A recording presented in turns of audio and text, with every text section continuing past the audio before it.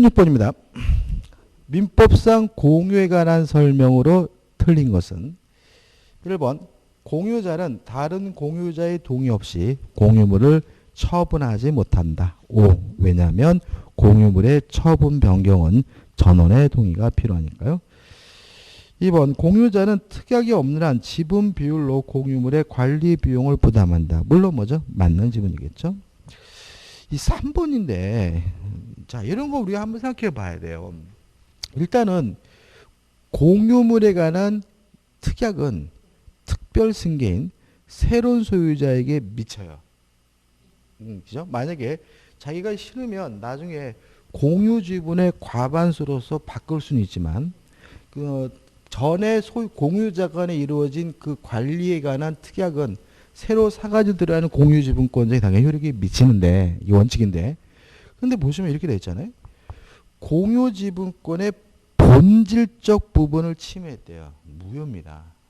그죠? 그러니까 우리가 이거를 그냥 공유물에 관한 특약 이렇게 하지 마시고 공유 지분권의 본질적 부분을 침해했다면 이거는 그냥 무효인 거죠. 항상 우리 민법은 본질적인 부분을 침해할 수는 없거든요. 무효니까. 공유물의 관리에 관한 특약은 공유 지분의 특정 승계인에게 효력이 미치지 않는다는 지문은 맞는 지문이에요. 그죠? 그럼 이렇게 되는 거죠. 자, 공유물의 관리에 관한 특약은 원칙적으로 공유 지분의 특정 승계 효력이 미쳐요. 이제 원칙이죠. 다만 그 특약이 공유 지분권의 본질적 부분을 침해했다면 특별 승계인에게 미치지 않는다. 이렇게 좀 정리하셔야 되겠죠. 4번 과반수 지분권자로부터 공유물의 특정 부분에 대한 배타적인 사용 수익을 허락받은 제3자. 일반적으로 이 사람은 임차인이겠죠. 이 사람에게는 다른 지분권자는 아무것도 청구하지 못합니다. 왜냐하면 제3자에게 임대하는 것도 관리행위로서 지분의 과반수가 있으면 되니까요. 따라서 다른 소수 지분권자의 사이에서도 적법하다 맞는 지분이 되겠죠. 5번 공유물의 소수 지분권자가 다른 공유자의 협의 없이 자신의 지분 범위를 초과하여 공유물의 일부를 배타적으로 점유하고 있는 경우 다른 소수 지분권자가 공유물의 인도를 청구할 수 있다. X다. 그죠? 최근 5월 달에 판례 변경했잖아요. 자, 이런 경우에 다른 소수 지분권자는 공유물에 대해서 인도해 달라고 뭐 하지 못해요? 청구할 수 없다는 것이 우리 판례 입장이죠. 그래서 제가 이런 5번 같은 질문을 계속해서 내고 있는데 출제가 대단히 높다는 거 강조해드리고 답은 뭐죠? 5번이 됩니다. 17번이죠. 상린관계에 관한 설명으로 틀린 것은 1번 인접지 수목뿌리가 경계를 넘은 때에는 뿌리니까 임의로 제거할 수 있다. 5 맞는 질문이죠. 2번 주의 통행권자 남의 땅을 다니는 사람이죠. 손해보상해 줘야 되고 비용이 발생한다면 자신이 부담해야 되니까 통행에 필요한 통로를 개설한 경우 그 통로 개설이나 유지 비용을 부담해야 한다. 5 맞는 질문이죠. 3번 통행지 소유자가 주의 토지 통행권에 기한 통행에 방해가 되는 담장을 설치했어요. 안 되는 거죠.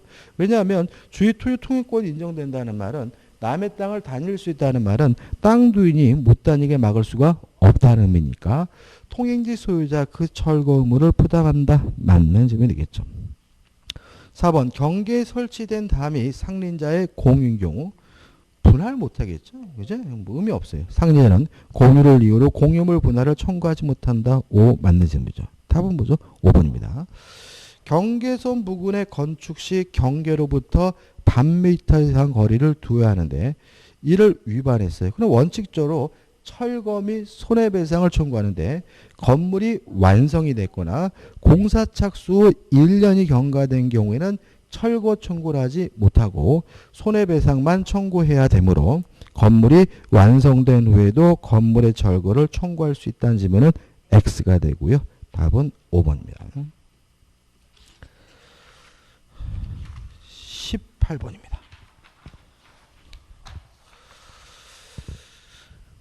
부동산 등기부 취득시 요건이 아닌 것은이죠. 일단 1번 점유자의 등기 취득에 대한 선의무과실. 이게 답이에요. 자, 선의무과실은 점유 개시시죠. 다시 말하면 점유를 할 때 선의 무과실이어야 되고 등기를 취득할 때 선의 무과실 필요가 없다는 것이 우리 판례 입장이므로 1번 점유자의 등기 취득에 대한 선의 무과실은 요건이 아니고요. 답은 1번이죠. 나머지 것들 10년간 점유해야 된다. 3번 자주 점유해야 된다.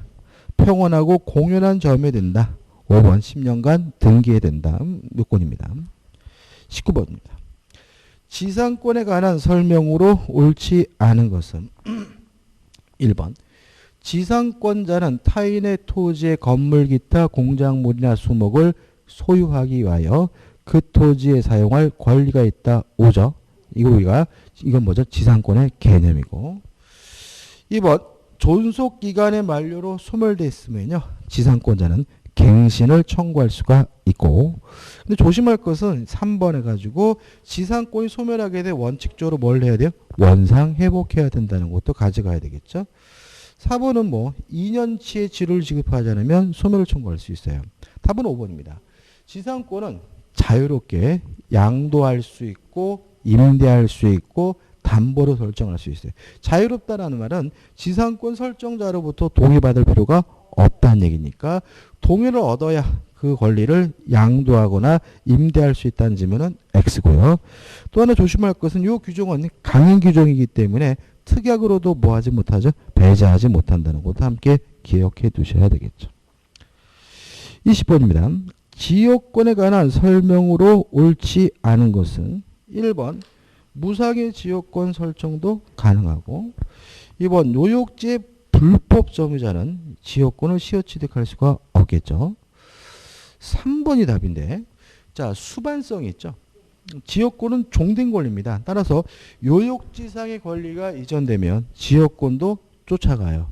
뭐 하지 않아도 이전 등기하지 않아도.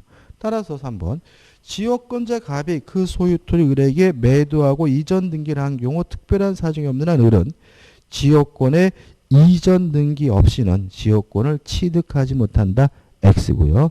답은 3번이 되는 거죠. 4번 지역권도 물권이기 때문에 물권 청구권이 있죠. 그렇지만 반환 청구할 수 없다. 왜냐하면 지역권자는 스스로 점유하지 못하는 권리니까요. 5번 불가분성이죠. 긍정적인 것은 한 사람입니다. 그래서 우리가 소멸시효를 중단시키는 것은 긍정적인 것이고 한 사람이죠. 따라서 5번 요역지를 여러 사람이 공유하는 경우 공유자 중 한 사람에 대한 지역권 소멸시효 중단은 다른 공유자에 의하여 효력이 있다. 5죠. 왜요? 소멸시효를 중단시키는 거, 소멸을 막는 것은 긍정적인 거기 때문에 한 사람만 하면 되는 거죠. 답은 3번입니다. 21번입니다. 갑은 그 소유 X 건물의 일부에 관하여 을 명의의 전세권을 설정하였다. 다음 설명 중 틀린 것은 1번 을의 전세권이 법정갱신된 경우 전세권의 존속기간은 그 정함이 없는 것으로 본다. 맞죠? 근데 이것도 당연히 맞는데 틀리시는 분들은 뭐냐면 자꾸 뭐가 주택임대차보호법에 떠오르는 거죠. 그죠? 전세권은 2년이 아니라 약정이 없는 전세권으로 바뀌기 때문에 언제든지 자유롭게 소멸 통고할 수 있고요. 6월이 경과하면 전세권이 뭐죠? 소멸하게 됩니다. 그 다음에 22번인데 일부 전세권자에 대해서도 시험에 참 잘 나와요. 우선 변제권이 있습니다. 따라서 경매가 됐을 때 그 경매 대금에서 전세금을 우선 변제받을 수는 있어요. 그렇지만 경매권은 없다. 자기 일부분을 초과한 부분에 대해서는 경매할 수가 없기 때문에 2번 존속기간 만료 시 을이 전세금을 반환받지 못하였다면 을은 전세권에 기하여 X건물 전체에 대한 경매를 신청할 수 있다는 지면은 X고요. 답은 2번이 됩니다. 3번 존속기간 만료 시 을은 특별한 사정이 없는 한 전세금 반환 채권을 타인에게 양도할 수 있다. 자, 우리가 원칙적으로 전세금 반환 채권만은 양도할 수는 없어요. 다만 전세권이 소멸된 후에는 채권만 양도하는 게 가능하죠. 근데 존속기간이 만료됐다는 말은 전세권이 소멸됐다는 얘기니까 맞는 지문이고요.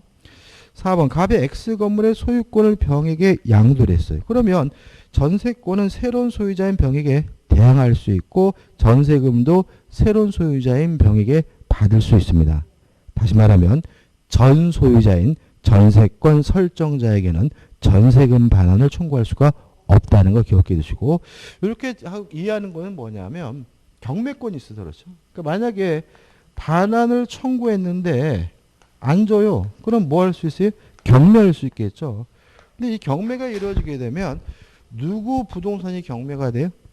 양수인의 부동산이 경매되는 거죠. 다시 말하면 양도인인 전 소유자는 경매가 되더라도 하등 상관이 없는 사람이니까 그 사람에게는 의미가 없어요. 그래서 양수인에게만 전세금 반환을 청구할 수 있고, 못 받는다면 경매할 수 있는 것을 이해하고 있으니까 조심하셔야 되겠죠. 5번 을은 특별한 사정이 없는 한 전세 목적물의 현상 유지를 위해 지출한 통상 필요비 상한을 갑에게 청구할 수 없다. 맞는 질문이고요. 그래서 모든 용익물권, 지상권, 지역권, 전세권 모두 필요비 상한 청구권이 인정되지 않는다는 거 조심하셔야 되고, 이유는 모든 용익물권은 직접 지배권이고 스스로 알아서 사용, 수익해야 되기 때문에 그렇다는 거죠. 22번입니다. 유치권에 관한 설명을 옳지 않은 것은 1번 유치권자가 유치물의 과실로 금전을 수취했어요. 맞죠? 왜냐하면 유치권자는 과실 수권이 있어요. 다만 수취한 과실로 변제 충당하게 되기 때문에 그 금전을 다른 채권보다 먼저 그 채권의 변제에 충당할 수 있다. 오, 맞는 질문이죠. 2번은 불가분성이죠. 유치권자는 채권 전부의 변제를 받을 때까지 유치물 전부에 대하여 그 권리를 행사할 수가 있고요. 3번 유치권자는 유치물의 보존에 필요한 사용이 아니란 채무자의 승낙 없이 유치물을 사용, 대여 또는 담보 제공하지 못한다. 맞습니다. 그래서 우리가 원칙적으로 유치권자는 목적물을 사용, 대여, 담보 제공할 수가 없다. 다만 채무자로부터 승낙을 얻었거나 보존에 필요한 것은 가능하다. 이렇게 정리되는 거죠. 4번 유치권 행사는 채권의 소멸시효 진행에 영향을 미치지 않습니다. 그래서 유치권 자체가 소멸시효 걸리지는 않아요. 그렇지만 채권이 소멸시효 걸렸다는 이유로 소멸하면 부종성에 따라서 간접적으로 유치권이 소멸될 수 있음을 주의하시기 바라고요. 답은 뭐죠? 5번이죠. 자, 우리가 최근에 그 필요비와 유익비에 대해서 바꿔서 잘 내요. 우리가 가액의 증가가 현존한 경우에 청구하는 것은 필요비가 아니라 뭐죠? 유익비다. 그죠? 또 법원이 상환 기간을 허용할 수 있는 것도 필요비가 아니라 뭐죠? 유익비다. 이거 두 가지 조심하셔야 되겠죠? 따라서 5번. 유치권자가 유치물에 관하여 필요비를 지출한 때는 그 가액의 증가가 현존한 경우에 하나요. X죠? 가액의 증가가 현존한 경우에 청구하는 것은 필요비가 아니라 뭐죠? 유익비고, 따라서 5번 질문은 필요비가 아니라 뭐로 바뀌어야 돼요? 유익비로 바뀌어야 되는 거죠. 그럼 이렇게 된 거죠. 유익비를 지출한 때는 그 가액의 증가가 현존한 경우 하나요. 소유자의 선택에 쫓아 지출한 금액이나 증가액의 상한을 청구할 수 있다. 이렇게 돼야 맞는 질문이 되고, 답은 뭐죠? 5번이 됩니다. 23번입니다. 저당권에 관한 설명으로 옳지 않은 것은 1번 저당권도 부종성, 수반성이 있기 때문에 채권과 분리해서 양도할 수가 없으므로 1번은 맞는 질문이죠. 2번입니다. 자, 우리가 부합물에도 미치고 종물에도 미친다는 요 규정은 임의 규정입니다. 임의 규정. 원래 이게 민법 총칙에 있는 규정인데 이런 의미가 돼요. 예를 들어 가지고 자동차가 있습니다. 자동차가 요 자동차가 주된 물건 주물이라면 요 자동차 타이어는 종된 물건 종물이거든요. 그래서 주물이 처분되면 종물도 쫓아가요. 따라서 주물의 저당권이 설정되면 종물의 그 효력이 미치는 것이 원칙이죠. 부합물도 마찬가지고요. 근데 이게 만약에 예를 들어서 자동차를 팔면 타이어도 당연히 쫓아가는 것이 원칙이지만 특약으로 타이어만 팔겠다 이럴 수 있죠. 그죠? 빼서. 아니면 자동차만 팔겠다. 이런 것도 있는 거 아닌가, 그죠? 제가 경험 말씀드리면, 제가 이제 그 자동차를 중고를 팔아야 되는데, 제 친구한테 팔게 됐어요. 근데 문제는, 친구는 아니고 아는 분인데, 문제는 뭐냐면, 참 이게 머피어 법칙이야, 이게. 참 묘한 게. 웃긴 얘기 드릴까요? 자동차 타이어가 달면, 타이어가 맨들맨들해져요. 더 지나면은 그 안에 철사가 보여요. 타이어가. 근데 이제 제가 왜 그렇게 차를 타고 다녔냐면 그 차를 팔까 말까 고민이었어요. 근데 제가 이제 그거를 이제 엔진 오일을 갈러 갔더니 카센터 주인이 죽는다는 거예요. 그러니까 이거 일반적으로 펑크가 나면 바람이 피 빠지는데 이런 거는 빵 하고 터진대요. 그래서 죽는다고. 그래가지고 그거를 바꿨어요.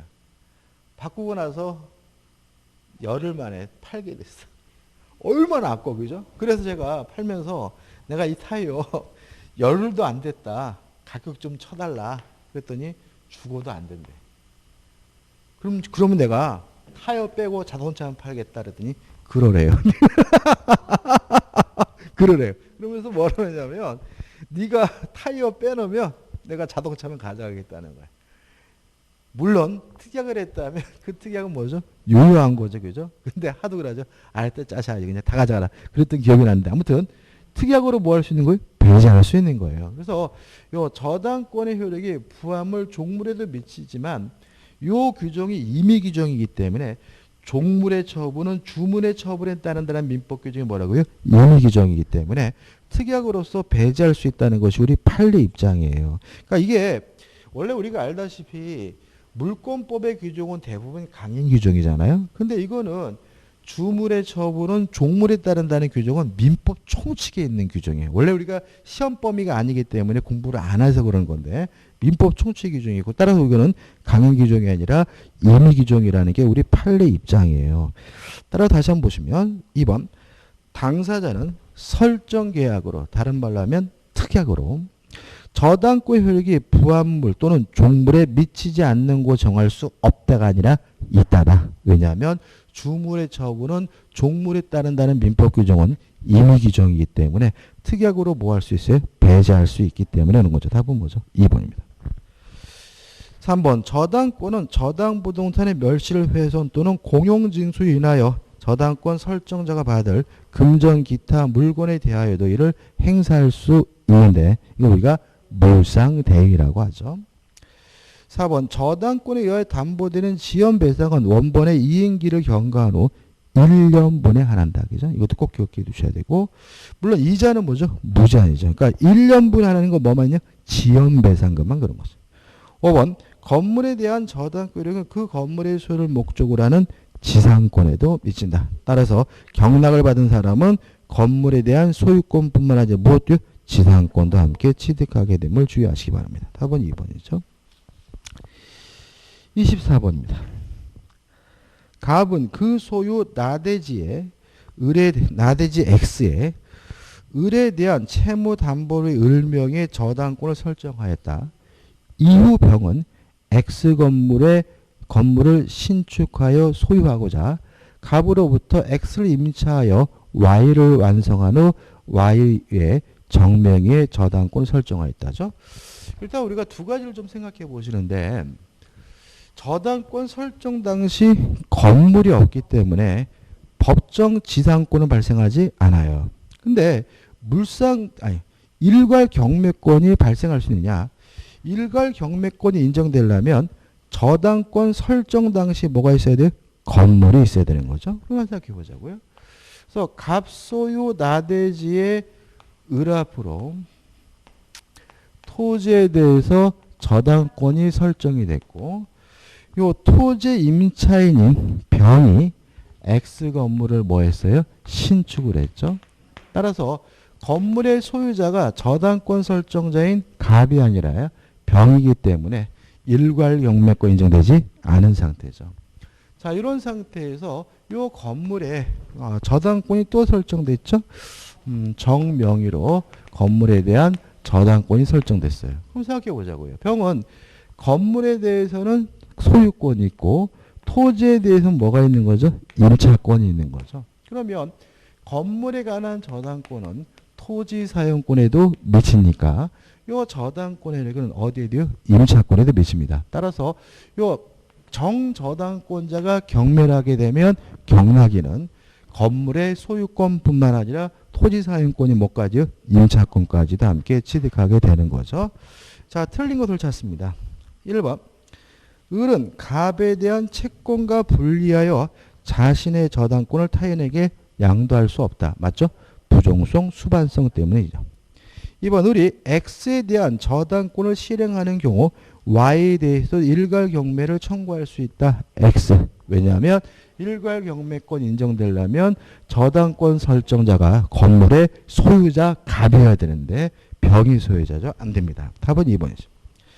3번. 정의 Y에 대한 저당권 실행으로 무가 경락을 받아 그 대금을 완납하면 특별한 사정이 없는 한 병의 X에 관한 임차권은 무에게 이전된다. 맞네요. 왜냐하면 토지의 건물에 관한 저당권은 토지 사용권 임차권에도 미치니까요.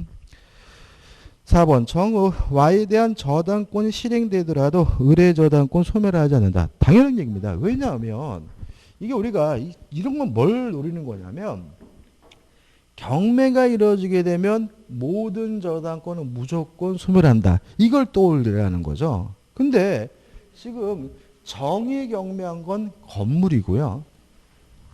을은 토지에 대한 저당권인 거죠. 다시 말하면 물건이 달라요. 그죠? 다른 물건이 경매된다 그래서 다른 물건에 있는 저당권 소멸될 일은 없기 때문에 4번도 맞는 질문이죠.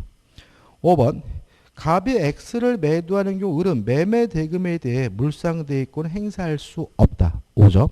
자, 우리가 물상대위권이 인정되려면 저당권이 소멸될 위험에 처해야 돼요.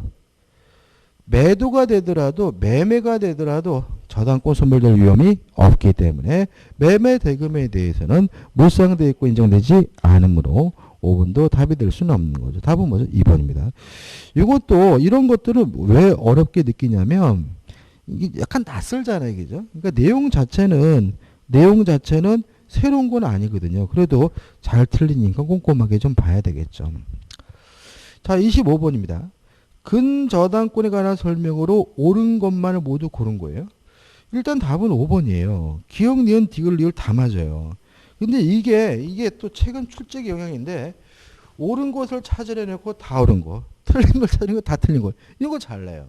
뭘 노리는 거죠? 우리 수험생분들이 하나쯤은 틀려야 되는데 이런 심리적인 상태를 노리는 거니까 절대로 넘어가지 마시고 좀 자신감을 가지시고 답을 뭐 하셔야 돼요? 선택해야 되는 거죠. 자, 기억.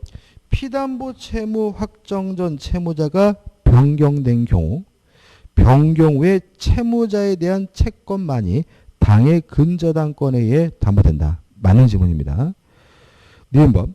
근저당권의 존속기간이나 결산기에 정함이 없는 경우 근저당권 설정자는 근저당권 상대로 언제든지 해제 의사 표시를 함으로써 피담보 채무를 확정시킬 수 있다. 맞아요. 그러니까 조심할 것은 뭐 기간이 정해 있더라도 해제할 수 있고 해제함으로써 피담보 채무를 뭐 할 수 있죠? 확정시킬 수 있는 거죠.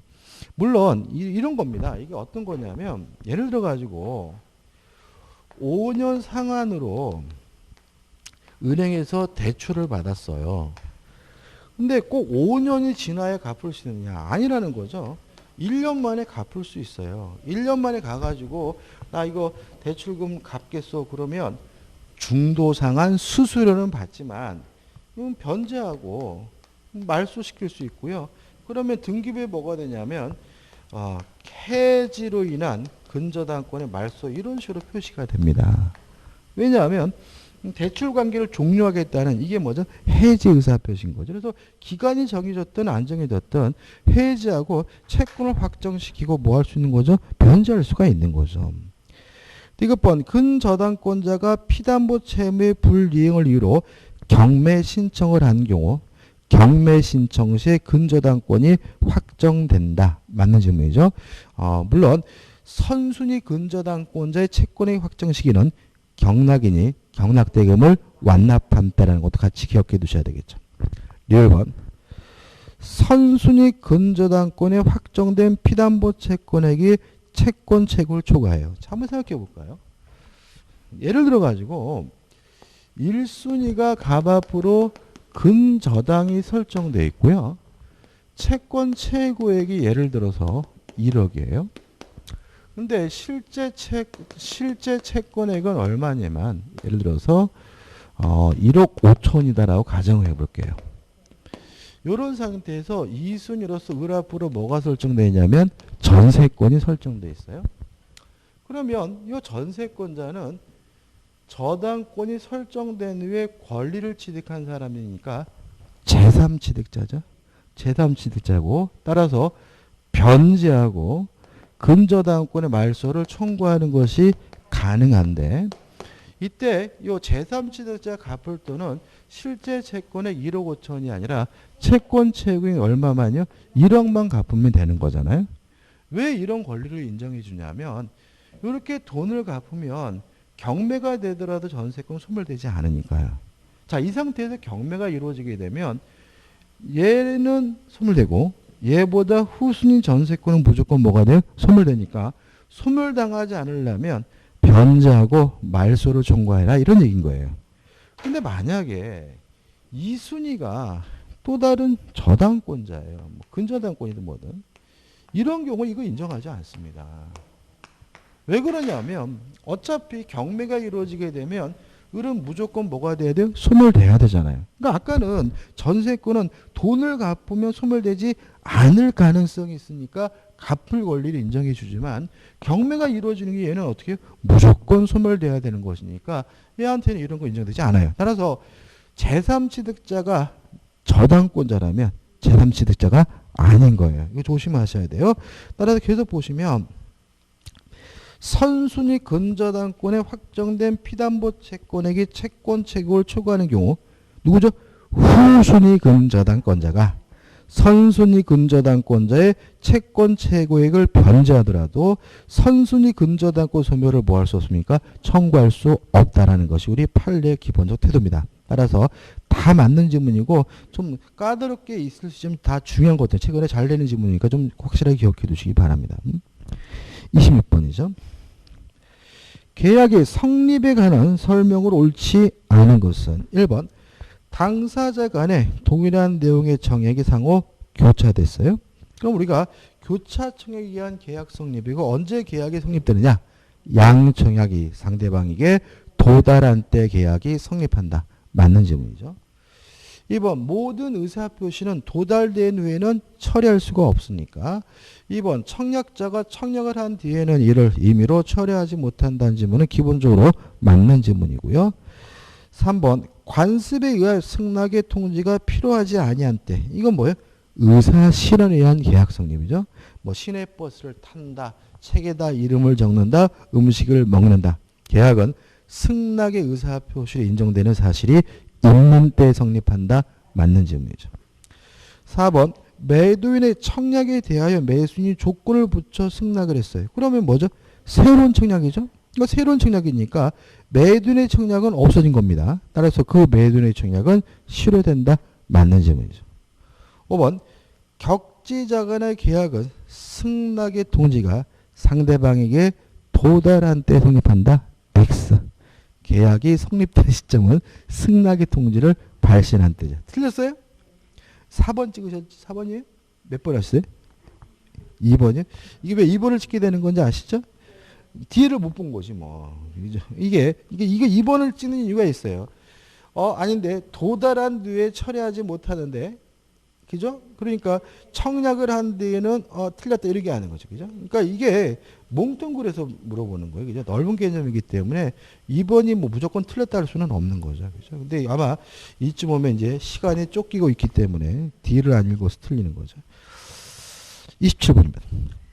동시이해 항변권에 관한 설명으로 옳지 않은 것은 1번 갑과 을이 쌍무계약에서 쌍방의 채무가 동시이행관계에 있는 경우 갑의 채무가 이행기에 도래하더라도 을의 채무의 이행 제공이 있을 때까지 갑은 이행지체 책임을 지지 않는다. 맞죠? 그러니까 우리가 동시이해 항변권 인정되면 이행하지 않아도 이행지체가 아닌 거죠. 기본 그런 얘기예요.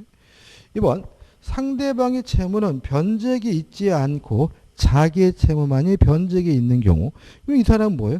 선이행 의무자인 거죠. 선이행 의무자는 원칙적으로 동시항변권 행사할 수가 없으니까 동시이행 항변권을 가지지 못한다. 맞는 질문이죠. 3번 동시이행 항변권이 부착되어 있는 채권을 자동채권으로 하여 상대방이 상계할 수 있다. X예요. 요게 좀 생각해 볼 게 있는데 올해 공인중개사 시험이 아니라 다른 시험에서 나왔는데 동시이행 항변권이요. 만약에 자동채권에 붙어 있다면 상계할 수 없어요. 그렇지만 수동채권에 붙어 있는 경우에는 상계할 수가 있다. 우리 공인중개사 시험에는 아직도 여기까지만 나왔거든요. 근데 수동채권에 붙어 있는 경우에 상계할 수 있다는 거 좀 기억해 두셨으면 좋겠고 이게 무슨 얘기냐면 이런 겁니다. 을이 갑에 대해서 1억을 받을 수 있는 채권이 있어요. 근데 갑이 돈을 안 갖고 있는 상태인데 갑도 을에게 1억을 받을 뭐가 있냐면 채권이 있단 말이죠. 그래서 을의 입장에서 받을 돈과 줄 돈을 까버린 걸 우리가 상계라고 하고요. 그걸 우리가 상계자라고 해요. 이 상계자가 가지고 있는 자신의 채권을 뭐라 하느냐면 자동채권이라고 하고요. 상대방이 가지고 있는 이 채권을 뭐라 하느냐면 수동채권이라고 하거든요. 근데 만약에 이 자동채권에 동시이행 항변권이 붙어 있다라고 가정을 해보면 이 항변권은 누가 행사하고 있는 거냐면 갑이 행사하는 거거든요. 갑이 동시이행 항변권을 이유로 못 주겠다라고 거부하고 있는 거거든요. 근데 만약에 을이 일방적으로 상계해버리면 갑의 동시이행 항변권이 침해가 돼요. 그래서 자동채권에 동시이행 항변권이 붙어 있는 경우에는 뭐 하지 못하는 거죠? 상계하지 못하는 거죠. 근데 수동채권에 동시이행 항변권이 붙어 있어요. 그 말은 누가 행사하고 있는 거죠? 지가 행사하고 있는 거죠. 자신의 권리는 뭐 할 수 있어요? 포기할 수 있는 것입니까? 수동채권의 동시항변권은 지가 행사하는 권리니까 포기할 수 있다. 뭐 할 수 있는 거죠? 상계할 수 있는 거죠. 그래서 우리가 이걸 그냥 외우시는 게 좋아요. 헷갈리니까. 자동채권에 대해서는 상계할 수 없고 수동채권에 대해서는 뭐 할 수 있죠? 상계할 수 있다. 여기까지 나올 수 있으니까 좀 기억해 두시기 바라고요. 그다음에 답은 뭐죠? 4번이죠. 4번 동시이행 항변권에 관한 민법 규정 임의 규정이다. 또 이런 거 가지고 고민하는 분이 있는데 자 이런 겁니다. 계약 자유의 원칙상 계약법은 임대차를 제외하고는 싹 뭐예요? 임의 규정이에요. 싹. 그러니까 우리가 뭐 계약의 성립이든 뭐 제3자의 위헌계약이든 위헌부담이든 뭐 계약 체결세 과실 책임이든 매매든 다 뭐예요? 임의 규정인 거예요. 그러니까 우리가 임대차를 제외한 나머지 싹 모든 계약법 규정은 뭐라고요? 임의 규정이다. 이렇게 기억하시면 되겠죠. 5번 동시이행 관계에 있는 일방의 계약 채무가 손해배상 채무로 변했어요. 자 이건 또 뭐냐면 이거죠. 자 손해배상 채무, 손해배상 채권이 동시이행 관계인지 아니면 유치권인지 여부는 이것을 발생시킨 원래 채권을 기준으로 판단한다. 원래 채권이 유치권이면 손해배상 채권도 유치권. 원래 채권이 동시항변권이면 손해배상 채권도 동시항변권. 이렇게 되는 거거든요. 그래서 여기서 이게 나오잖아요. 동시이행 관계에 있는 일방의 계약 채무. 그러니까 원래 채무가 뭐라는 거예요? 동시이행 관계죠. 그러면 그로 인한 손해배상 채무도 뭐죠? 동시이행 관계니까 손해배상 채무로 변한 경우에도 그 손해배상 채무와 상대방의 원래 채무 사이에 동시이행 관계가 인정된다. 맞는 질문이 되는 거죠. 답은 3번입니다. 28번입니다. 쌍무 계약에 있어 위험부담에 관한 설명으로 옳은 것은 1번 부동산 매도인의 소유권 이전 등기 의무가 매수인의 책임 있는 사유로 이행할 수 없게 된 경우. 여기서 우리가 매도인이 누구죠? 채무자. 매수인은 뭐예요? 채권자예요. 그러면 채권자에게 귀책 사유가 있죠. 위험을 누가 부담합니까? 채권자. 그 말은 채권자 매수인은 이행을 해야 된다는 얘기니까 매도인은 매수인에게 매매 대금의 지급을 청구할 수 없다가 아니라 있다가 되는 거죠. X네. 2번 매매 계약의 당사자 쌍방의 귀책 사유 없이 이행 불능이에요. 그러면 쌍방의 귀책 사유가 없으면 채무자 매도인이 위험을 부담하고요. 쌍방 모두가 이행할 필요가 없는 거죠. 이행할 필요가 없다는 것은 이행한 것이 있다면 부당이득으로서 뭘 해야 돼요? 반환을 해야 되는 거죠. 그죠? 따라서 매도인은 이미 지급받은 매매 대금을 반환하여야 하고, 맞죠? 그 다음에 매수인은 목적물을 점유 사용함으로써 취득한 임료 상당의 부당이득을 반환할 의무가 있다. 맞는 질문이 된 거죠. 만약에 지금 매수인이 목적물을 뭐 했어요? 인도받았다는 얘기잖아요. 인도받았다면 그 사용이익은 부당이득으로 뭘 해야 돼요? 반환을 해줘야 되겠죠. 답은 뭐죠? 2번입니다. 3번 쌍무계약의 당사자는 위험부담에 관한 민법 규정과 다르게 약정할 수 없다. X. 이유는 뭡니까? 계약법은 임대차를 제외한 나머지 모든 규정이 다 뭐예요? 임의 규정이다. 그죠? 4번 위험부담에 관한 규정은 채무자의 책임 없는 사유로 생긴 원시적 불능의 경우에 적용된다. X예요. 자, 위험부담은 후발적 불능이 적용되죠. 원시적 불능이면 계약 체결사의 과실 책임이죠. 5번 채권자의 수령지체 중에 그러면 채권자가 위험을 부담해야죠. 채권자 매수인은 대금을 지급해야 되는 거니까 채권자는 이행을 해야 되는 거니까 수령지체 중에 당사자 쌍방의 책임 없는 사유로 이행할 수 없게 된 경우 채무자는 상대방 이행을 청구할 수 없다는 지문은 X가 되는 거죠. 따라서 옳은 것은 2번이 됩니다. 29번이죠. 제3자를 위한 계약에 관한 설명으로 옳은 것은 1번 제3자를 위한 계약이 성립하려면 요약자와 낙약자 및 제3자가 계약 당사자로서 채권 계약을 성립시키는 합의가 있어야 된다. X죠. 합의는 약정은 요약자와 낙약자 간에만 있으면 되는 거죠. 2번 제3자가 요약자에 대하여 계약의 이익을 받을 의사를 표시하면 제3자는 낙약자에게 이행을 청구할 수 있는 권리를 가지게 된다. 맞나요? X죠. 누구한테 의사를 표시해야 돼요? 낙약자. 그죠? 그러니까 다시 말하면 제3자가 요약자에 대해서 의사를 표시하는 것이 아니라 낙약자에 대해서 의사를 표시해야 되므로 2번은 뭐죠? X죠. 이것도 잘 틀리세요. 왜요? 자꾸 결론만 보거든. 그러니까 이게 앞에 전제되는 부분은 요약자라고 되어 있는데 이게 낙약자라는 사실을 알아요. 알면서도 지나가는 거야. 지나가지고 결론만 수익의 의사를 표시했으면 이행을 청구할 수 있지. 맞네. 이렇게 되면 뭐예요? X가 되는 거죠. 그죠? 누구한테요? 낙약자에게. 이것도 한번 나왔습니다. 시험에. 3번 낙약자의 채무 불이행이 있는 경우에 수익자는 계약 해지권 행사할 수 있다. X. 수익자는 계약의 당사자가 아니죠. 4번 낙약자는 요약자와 수익자 사이의 법률관계에 의한 항변이죠. 그러면 요약자와 수익자 대가관계고 대가관계는 수익관계에 아무런 영향을 미치지 않으니까 수익자에게 대항할 수 없다. 맞는 점이 되는 거죠. 답은 뭐죠? 4번이죠.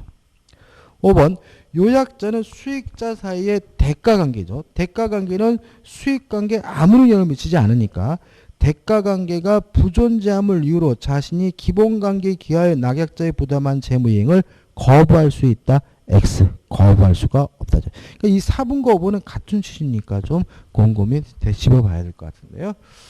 여기까지 하고요. 좀 쉬었다가 30번부터 보도록 하겠습니다.